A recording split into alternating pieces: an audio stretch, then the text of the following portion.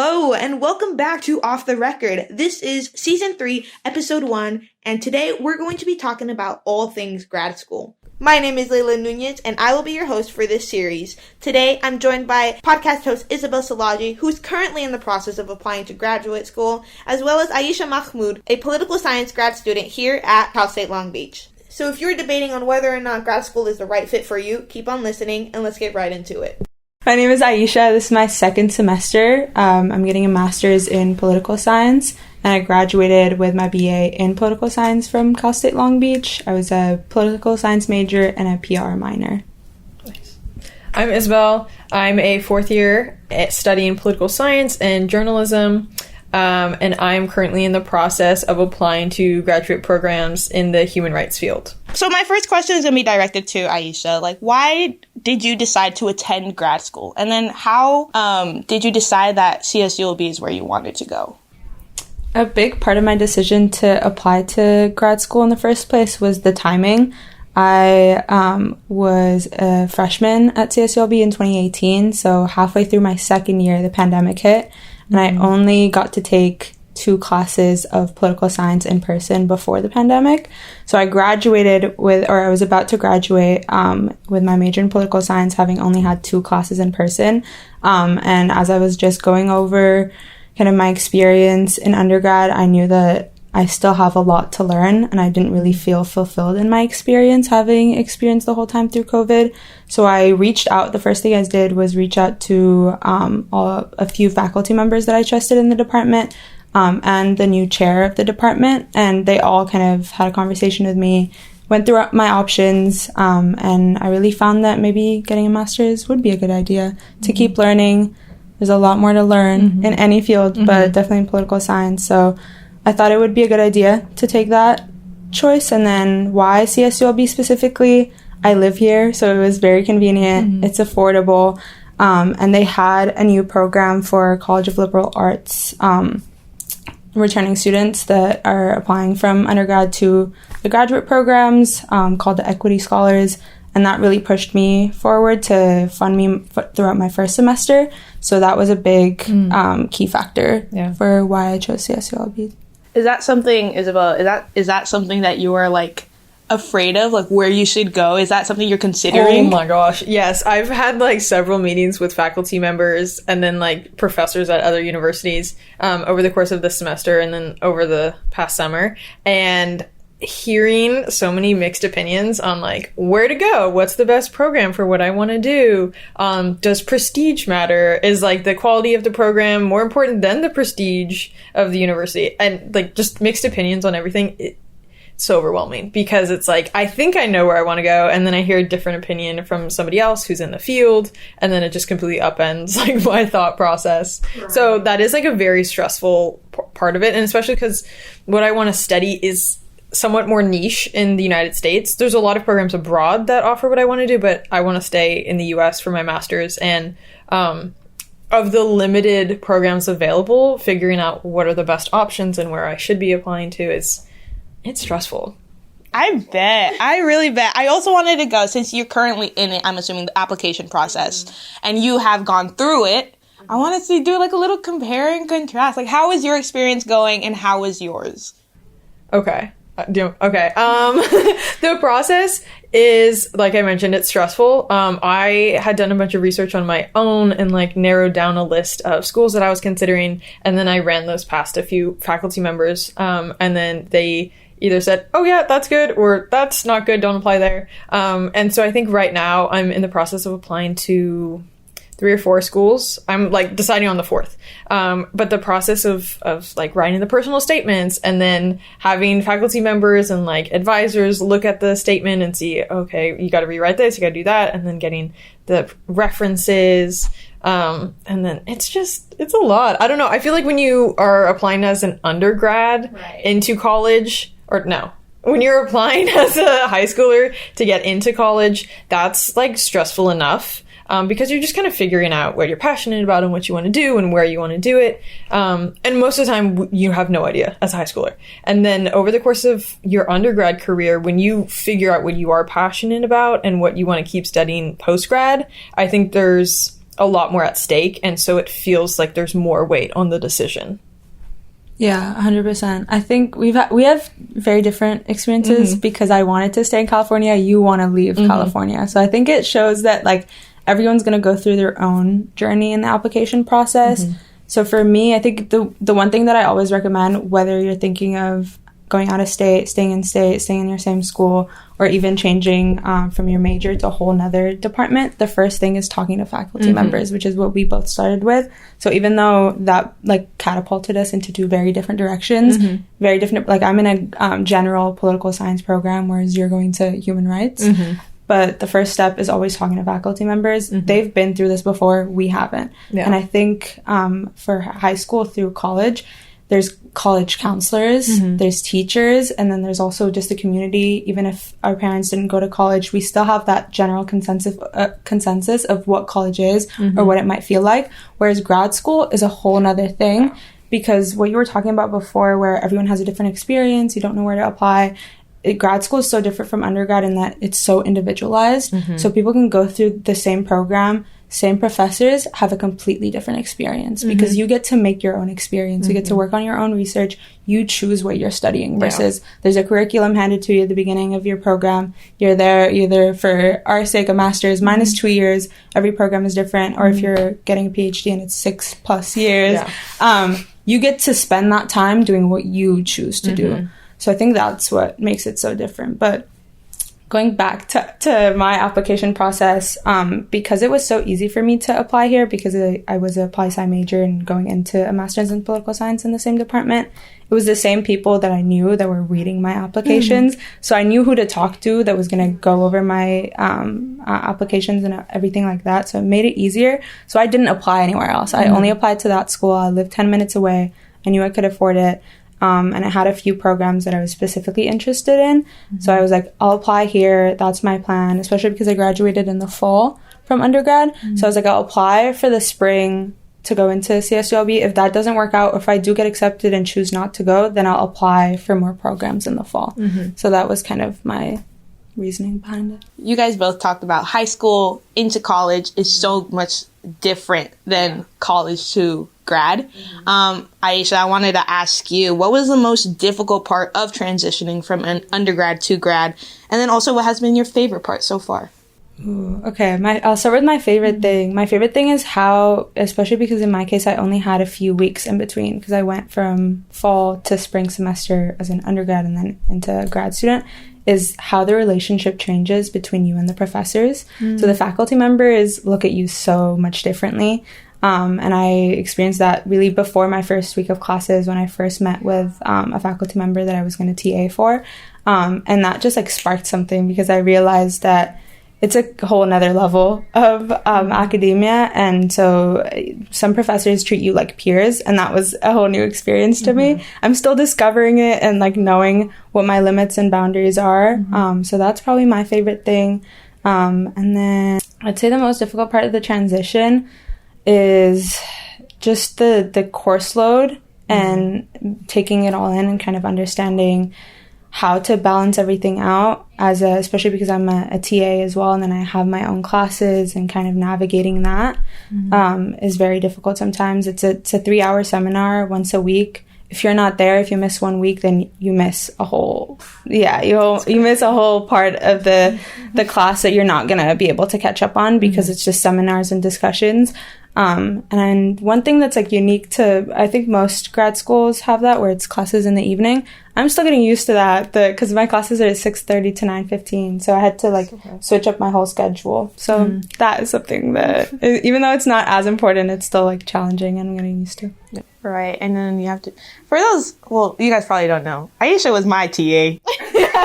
I just found that today, so we're learning things. So I feel like that's interesting that grad school you're already like, you're working with the professors rather than working under them. Or you are working under them, but like, that's odd. Like, is that something you're looking forward to? Yes, because God knows, I love harassing my professors. And by harassing, I mean like bothering them, emailing them, asking them questions, because at least with our university, like they make themselves very accessible. They want to help you, and that's something that I really value and I appreciate. And especially as like a first generation student, like, and the first one in my family ever to be interested in like politics or human rights, navigating this journey like by myself is impossible. So having faculty members that are there to help you and they want to help you succeed is something that I really value. And so the opportunity to like work with them more and be seen as more of a peer when I like go into grad school I'm so excited. It's life-changing. Yeah. You'll love it. I'm going to change my answer for the most challenging to grading, because as much as I love grading is really hard. It's so subjective. My first paper that you guys wrote and I was grading,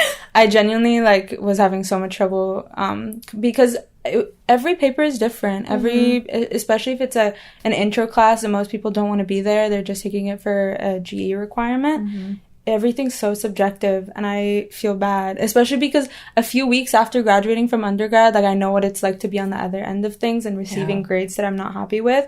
So I was advocating for the students too much. So I was like, oh, they're like, Aesha, stop. Yeah. You're not that good. I love it. You gave me such good grades. It was like, I'll take it. Genuinely, because it is an intro class and like, especially at the beginning of the semester, people don't know what they're doing yet and it's challenging. So I was like, okay, this sounds like, as long as people are making effort, I was like, okay, I'm not gonna fail this person.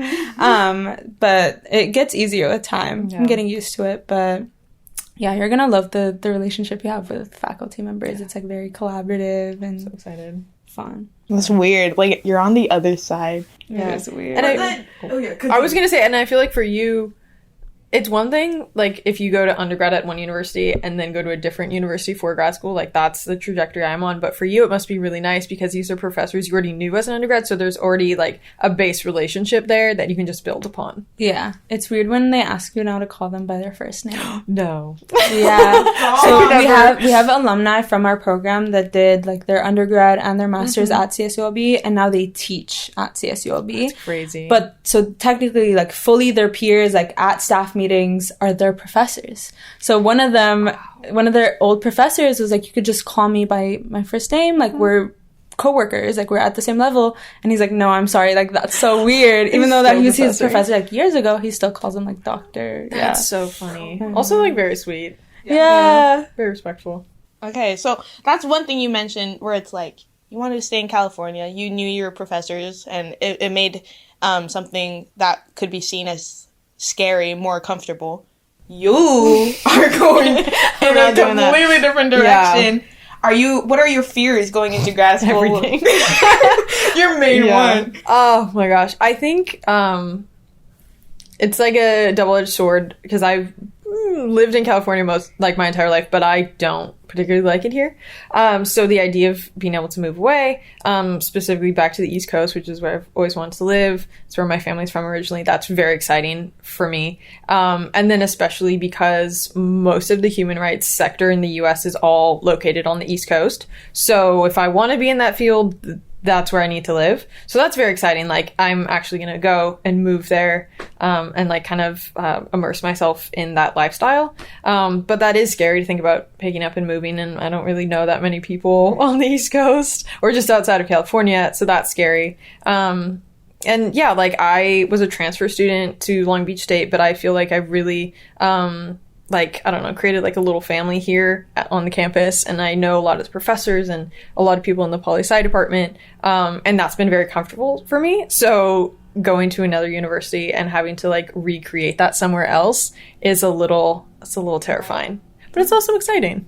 So yeah. All right. Okay. And my next question is, have you experienced imposter syndrome throughout grad school? And if so, how did you overcome it, if you have? I think so. I think definitely. I suffer from imposter syndrome any space I'm at, if it's a work thing, internship, class. I think one thing that really helps is how inclusive like the CSULB community is in general. So that takes off a lot.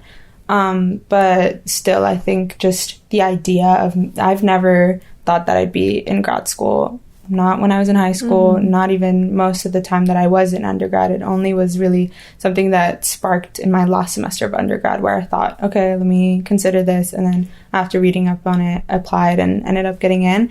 So it still feels like I shouldn't be in this space sometimes, like the political science space outside of this campus. is very white, very male dominated. So it's different, even with our professors. And that's something that I really also pushed me to apply to grad school, is because even my time in undergrad, I only really had professors in my major that were most of them were white men, if not all of them. Even though we do have a few in our department, but I never got the chance to take their classes when I was in undergrad. So that difference really makes a lot of people's experiences. So it's scary. And some of the conversations that we have in political science, especially because something in grad school that I wasn't as used to, is the conversations shift from the general like political landscape that we talk about in undergrad, whereas in grad school, like a whole part of our conversation is about political science itself and like the field and the political scientists and the data that they end up coming out with and producing. And that field is very different than the reality we live in today. And so sometimes I'm listening into conversations or lectures or discussions and seminars that I may not necessarily agree with all the time, but then I remember that I might be uncomfortable in these scenarios, but that's why I'm here, and like I can push the conversation further. So that's something that helps. Nice. All right. I also want to ask Isabel, what are your hopes coming from going to grad school? What are your hopes for the results, the outcome? Yeah. That's kind of a loaded question, because I have a very clear idea of what I want to do with my career in mind. And then it feels like everybody who I talk to, they give me a different opinion on what's the best way to get there. So that's, that can be terrifying. But I think over the course of my undergraduate career, I kind of narrowed in on what it was I was really passionate about and what I wanted to do. And a lot of it stemmed back to childhood and family history and things that I've cared about my whole life that I want to now do as a career.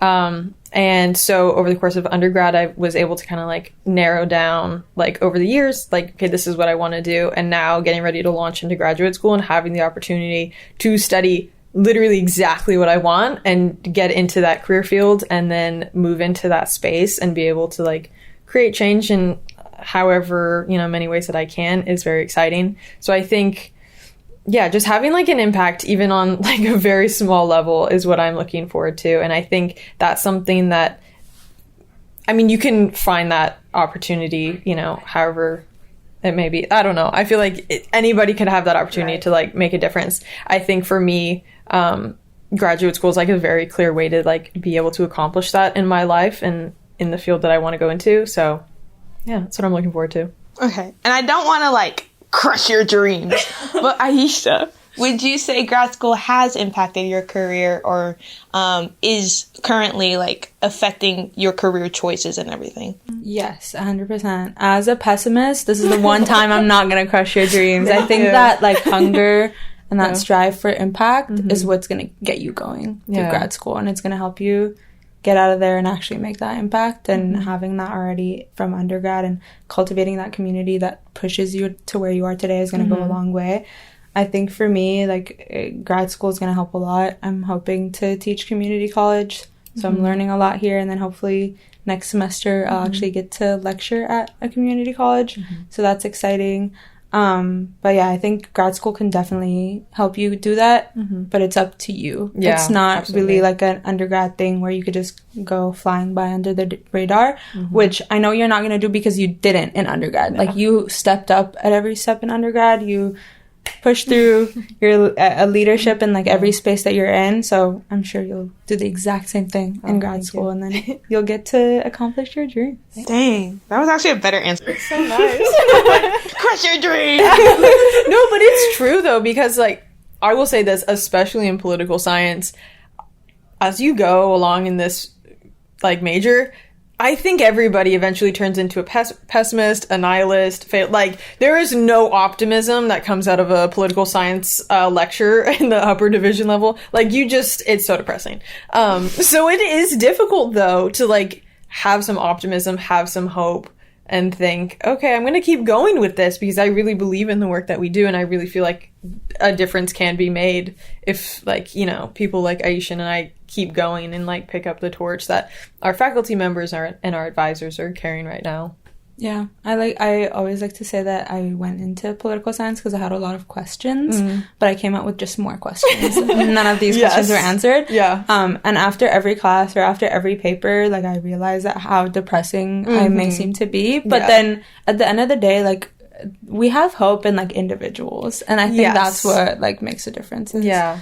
Hopefully we're gonna be fine. Yeah. No, and it is one of those things where it's like, oh my gosh, like yesterday I walked out of a lecture and I was like, wow, the world's gonna end like any day now. This is it for us. And then I went home and I was like, you know what, but I wouldn't trade this for anything. I wouldn't want to be studying anything else. It is a very weird relationship with our field of study. I do want to ask, how would you, because I know grad school is already like super a lot of pressure. How are you balancing your personal life and grad school? How are you like mental health, all of that?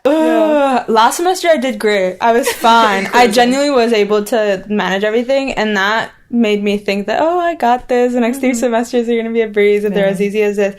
This semester I'm having, like, it's just difficult because I'm taking on more classes and I'm working double the amount that I worked last semester. So I'm just adjusting. It's the 4th week, right? 4th week of classes, or 3rd. Dang. So I'm taking, like, the first month to kind of get into a routine, and then it's a lot to balance. But I think you have to go into it with the intention to, like, prioritize certain things. So, like, family, friends, having that social life is so important. But then also, like, being able to manage work, course load, and then if you want to do research, like, on the side as well. It's a lot. You just need to go in with that intention and, like, organize. It's all about time and schedules. Are you also, do you have like a separate job outside of grad school? No, not right now. So I just TA, so it's like 20 hours a week. So I can't work anymore on campus. I can off campus if I want to. So I know. So some people work full time in the morning and then they go to classes. Genuinely, like, I don't know how these people do that. Like, props to them. I wouldn't be able to do that. So they take, like, usually if they are working full time, they take easier, like, course load. So I'm taking the full course load to graduate early. So I'm just working in the mornings, TAing for 2 different classes this semester, and just that, work in the summer, get some money to pay for tuition, but during the semester, just classes and TAing. Nice. Okay. One of the big questions I had is, what do you wish more people knew about grad school? Ooh, okay. What I wish more people knew about grad school, I think, is that they need to reach out to faculty members of the department that they're applying to. So it was easy for me, but because they were, like, my undergrad department as well. But for you, like, for every school you're applying to, look through the faculty members, look at they'll have all their information in the campuses, like, websites and everything, and look for the faculty members that have their research interests closely aligned with yours. You'll always find someone, or if you can't find someone in that school, don't apply there. It's going to be a waste of time. They won't focus on your research questions. Like, they won't have the resources to deal with what you want to do. And then it would just be a waste of money and time for both people. So look for faculty members and reach out to them as you're applying, and ask them what they want from your application, and ask them for funding opportunities. So when I was applying, like, it's a public school, it's a state school, so they don't have that many, like, scholarship opportunities. And I knew, because I'm a resident and not a citizen, I don't apply for any, like, financial aid or anything like that. And I knew that I probably wouldn't have been able to pay the whole tuition for all 4 semesters. So my first meeting with my graduate advisor, I was like, okay, so I applied. Like, it was my first time meeting her. I didn't experience any, like, classes with her or anything in undergrad, but it was just an intro meeting. And then at the end of the meeting, I asked about funding opportunities. There was nothing posted online. There was nothing that the department mentioned earlier. And she said, actually, yes, there is. But you don't apply for it. I can. And so since you mentioned, I'll apply on your behalf. And she did, and I ended up getting the money for my first semester covered. Wow. So if I hadn't done that, and, like, so you have to take that extra step every meeting you go to and build these connections with these people, and it'll go a long way. Yeah. Wow. And then, Isabel, I wanted to ask you, since you're going through it, have you found any resources that you've personally found very helpful in your application process that you would recommend to others who are thinking about it and all that? I can't say that I found, like, any specific, like, resource, whatever that may be. I will say the one thing that has made all the difference is talking to faculty members. I went into this application process knowing very little about graduate school, what I was doing, what to put into my application. And I just sat down and had some conversations with a few of my professors, and then they gave me information I wouldn't even have thought of, and then connected me with more people, and then connected me with people in the field that I want to go into. And just gathering information from different people who have gone through the process is the best thing that you can do. Because the worst thing you can do is fly blind into the application process, not know what you're doing, and then receive rejections because you didn't put in the effort that is required, and you didn't have the guidance that you really need for this process, because it is intense. And, for students like us, nobody in my family has gone through this. I don't know who to go to. And so that's why I'm really thankful that the faculty members here want to help you succeed. If you're passionate and you're serious about what you're studying, they're going to put in the extra effort to help you. So, yeah. I wish sometimes it was as easy as you mentioned, just flying by and applying. Yeah. But unfortunately, it's not. So you need to take that extra step. Yeah. It sucks. Hopefully we reach a point where people are able to kind of bring themselves up and it's very accessible to apply to grad school, but that's not where we are today. It's definitely not accessible. So reach out to as many faculty members as you can. Yeah. All right. And then, final question. Is grad school worth it? I think so. I think it depends. I don't think it's worth it if your field doesn't require it. I think it would, for a lot of people, it might be a waste of money and a waste of time and just an extension of undergrad for people who don't know what they want to do yet. I don't recommend it to everyone. I think it's very personal. So for me, I wouldn't be able to teach community college level or at the college level without a master's degree. So I think it's worth it for me. I don't regret my decision, and hopefully I don't. But yeah, and I think for human rights, same thing. You didn't get that experience in undergrad, so you get to explore a whole new facet of political science. But not for everyone. But if it is for you, then I recommend it. Thank you so much for joining me on this. This is the first episode. Special issue is out right now at daily49er.com. I wanted to say thank you guys. You guys are so great. Well, I'm excited to see what your future holds for you guys. Grad school, I hope you get into your school that you want. And then for you, I hope the rest of the grad school process is just smooth running for you. All right. And thank you.